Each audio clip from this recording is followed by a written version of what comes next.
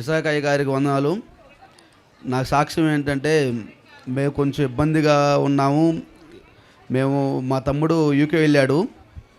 UK వెళ్తే ప్రభువా అక్కడ ఏం లేదంటున్నారు, కానీ మా తమ్ముడు బాగా మంచి పొజిషన్లో ఉండాలి అని అనుకునేవాడిని. అక్కడ మా తమ్ముడికి 3 లక్షలు లేదా 4 లక్షలు జీతం ఇవ్వాలి, శాలరీ తీసుకోవాలనుకునేవాడిని. అయితే జనవరి 1 నుంచి జనవరి నుంచి ఇప్పటివరకు 7 వారాలు వస్తున్నా. ప్రభువా నేను నీ సన్నిధికి 7 నెలలు నడుస్తాను, ఆ లోపు ఎన్నో అద్భుతాలు నేను చూడాలనుకున్నా. అనుకొని స్టార్ట్ చేశాను. స్టార్ట్ చేసిన దగ్గర నుంచి దేవుడు ఎన్నో అద్భుతాలు చేశాడు.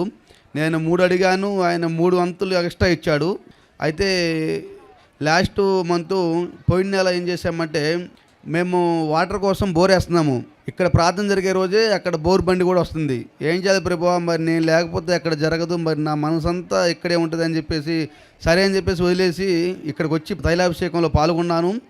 అయితే నేను బోర్ పాయింట్ పెట్టిన వాళ్ళకి చెప్పేవాడిని, మా వాళ్ళందరికీ 100 అడుగుల్లో నీళ్ళు పడతాయని. కానీ మా పల్నాడు ఏరియాలో అస్సలకి 100 కాదు 1000 అడుగులు వేసా నీళ్ళు పడవు. చెప్పి వచ్చాను 100 అడుగుల్లో నీళ్ళు పడతాయని చెప్పేసి చెబితే అందరు నవ్వుకున్నారు.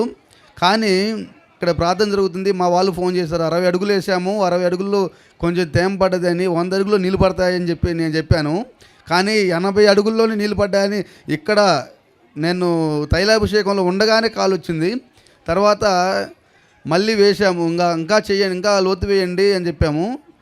మేము ఇంట్లో వాడుకోవడానికి వేసిన బోరుకి చేలో 5 ఎకరాలు పొలం పండించి అన్ని వాటర్ పడ్డాయి. దేవుడు చాలా అద్భుతాన్ని జరిగించాడు. విస్తారంగా వస్తుంది, పైపు లైన్లు కూడా ఊడిపోతున్నాయి. దేవుడు ఆశీర్వదించడం మొదలు పెడితే అసలుకి మనం చూడలేము, గొప్పగా చేశాడు. మాకు ఆరోగ్యం కూడా కొంచెం బాగుండలేదు ప్రభు అని అడిగాను, ఆరోగ్యాన్ని కూడా మంచిగా ఇచ్చాడు.